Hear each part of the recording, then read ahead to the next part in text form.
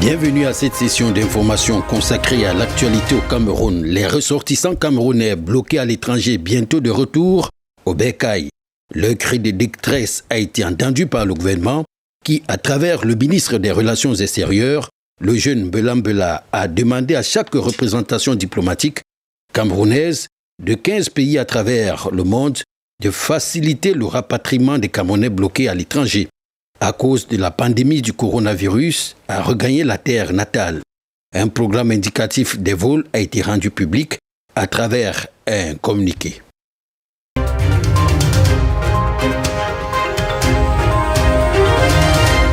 Rationaliser et optimiser les soins apportés aux patients souffrant d'insuffisance rénale afin d'éviter de nouveau la rupture des kits d'hémodialyse est tout le sens de la réception ce mercredi 6 mai d'une centaine de cartons de ce matériel en provenance d'Allemagne par le ministre de la Santé publique.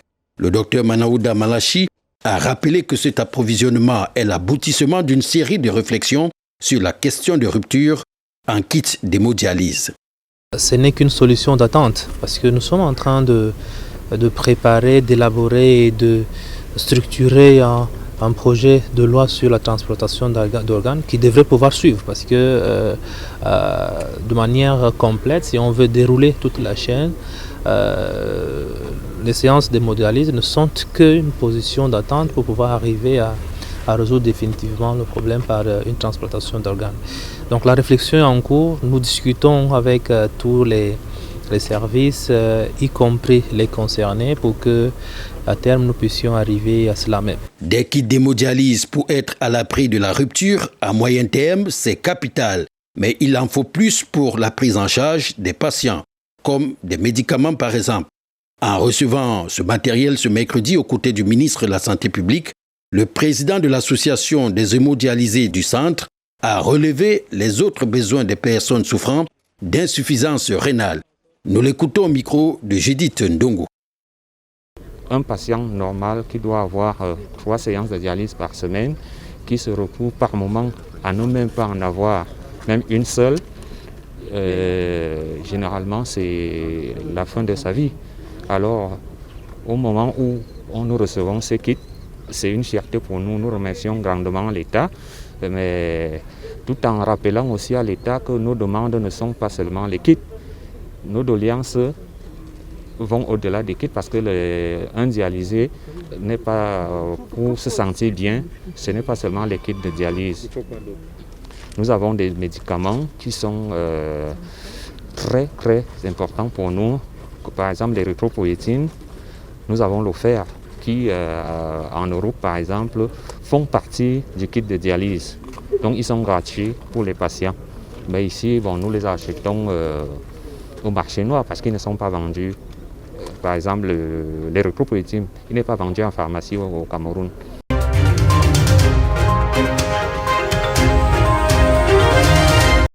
Covid-19, selon le rapport publié par le Centre national des urgences sanitaires, le Cameroun a enregistré 201 nouveaux cas positifs entre le 1er et le 4 mai 2020.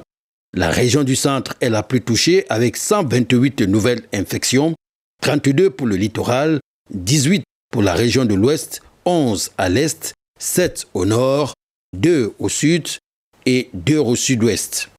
L'extrême Nord compte un seul cas. À la date du 4 mai 2020, le Cameroun comptait 2265 personnes infectées. Bon à savoir, le nombre de décès a aussi connu une hausse inquiétante. Le taux de sang a été franchi. La région du centre arrive en tête avec 62 décès. Dans le littoral, seuls 38 patients ont perdu la vie. Quant aux personnes guéries, elles sont au nombre de 934, dont 480 dans le centre, 396 dans le littoral, un seul dans la région de l'Est.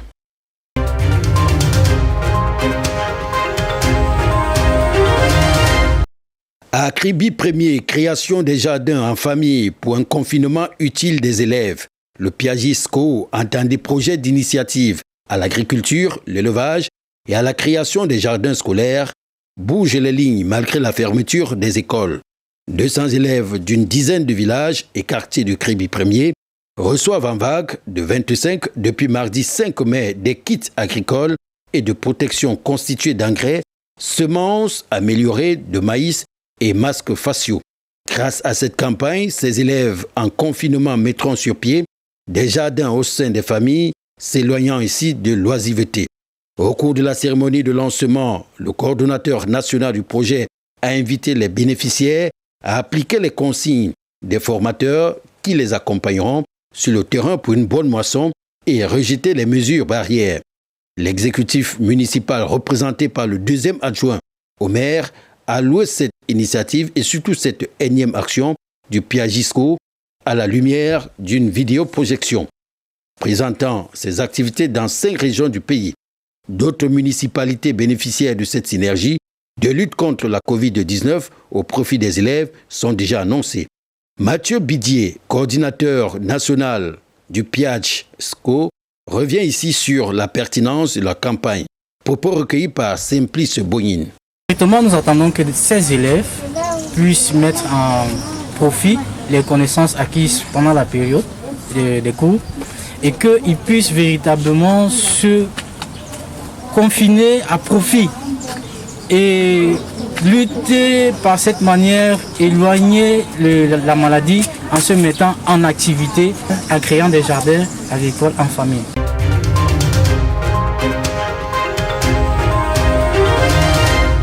L'esplanade de la sous-préfecture de Douala 4e, Bonabéry, a servi de cadre à la cérémonie de remise des dons du président de la République pour permettre aux populations locales de faire face à la pandémie du coronavirus.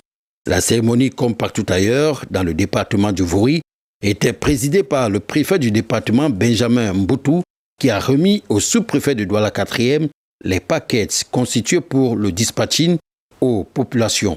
Le maire de Douala 4e, Dr Édouard Hervé Mobimpa, tout en appelant les bénéficiaires de faire bon usage de ces dons, parle ici du contenu de ce don. Nous allons demander à nos populations bénéficiaires de ce don du chef de l'État dans le cadre de la lutte contre la pandémie d'en faire un bon usage. Faire un bon usage, c'est quoi? C'est observer les règles élémentaires de l'hygiène et de salubrité. Les dons sont constitués en seau, en savon, en gel hydroalcoolique, en cache-nez ou cache-bouche. C'est simple. C'est-à-dire que le seau et le savon sont des éléments déterminants pour le lavage des mains. Le message du sous-préfet de Douala 4e, Daouda Issa, se veut clair. Les dons ainsi remis aux associations et autres sont destinés aux populations. Tout détournement est passible de sanctions. Ces dons constituent déjà des biens publics. Alors, tout usage erroné ou mal utilisé, non pas suivant la destination, fera l'objet d'une poursuite judiciaire, comme vous dites. Le préfet du département du Vouri a, comme partout ailleurs, invité les populations à plus de responsabilités, surtout après l'assouplissement des mesures barrières. Benjamin Mboutou est au micro de Thierry Selani. C'est qu'ils puissent en faire bon usage et que nous continuions, qu'ils continuent à appliquer ces mesures d'hygiène en remettant le savon. C'est pour justement prôner le lavement des mains, mesures d'hygiène. En remettant les cache-nez ou les masques, c'est pour pouvoir observer les mesures barrières. Parce que lorsque nous portons le masque, nous nous confinons personnellement et cela évite justement la propagation du virus.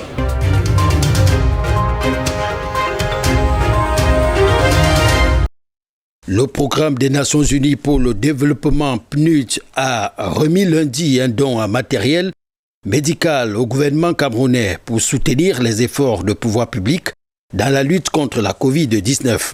Constitué de gants, kits de tests, blouses, masques chirurgicaux, cet appui a été remis au ministre de la Santé publique, Manaouda Malachi, par le représentant du PNUD au Cameroun, Jean-Luc Stalom. Le soutien apporté par le PNUD a bénéficié du concours de la Banque mondiale, comme l'explique ici le ministre de la Santé publique, au micro de Judith Ndongo. Je voudrais d'abord rappeler qu'il ne s'agit pas d'un don, il s'agit d'une acquisition du gouvernement camerounais. Cela me permet de dire également que cette acquisition se fait sous financement, n'est-ce pas, en prêt de la Banque mondiale et du Fonds mondial. Nous avons passer les commandes par devers le PNUD. Et comme vous savez, la tension qui est aujourd'hui sur la scène internationale, je pense que si ce n'était pas le PNUD, on n'aurait même pas eu ce matériel. Parce que vous savez que ça se discute aujourd'hui comme des petits pains au niveau international. Donc nous avons un ensemble de matériel, dont 20 respirateurs, nous avons 225 masques, nous avons des 2040 je pense, thermoflash. Nous avons un ensemble des équipements qui vont être tout de suite, je tiens à le préciser, tout de suite être dispatchés sur l'ensemble du territoire pour servir, n'est-ce pas, à la prise en charge des malades du Covid. Notre objectif, c'est la protection du personnel de santé. Et cette protection du personnel de santé ne concerne pas que ceux qui sont en charge. Ça concerne également le personnel de laboratoire, ça concerne les personnels d'accueil qui sont au contact du malade, parce que c'est eux qui évaluent, n'est-ce pas, le malade. Ça concerne le système de gestion d'incidents sur le plan régional qui va, n'est-ce pas, en termes des investigations, qui va au contact de la population. Et donc, nous avons ces soucis-là et nous continuerons, encore si le PNUD nous l'accepte, nous continuons de passer d'autres commandes pour que nous montions en gamme et que nous inondons totalement les formations sanitaires de manière à protéger ce personnel de santé, de manière à offrir à nos compatriotes le soin de qualité dans le cadre de la prise en charge de ce Covid.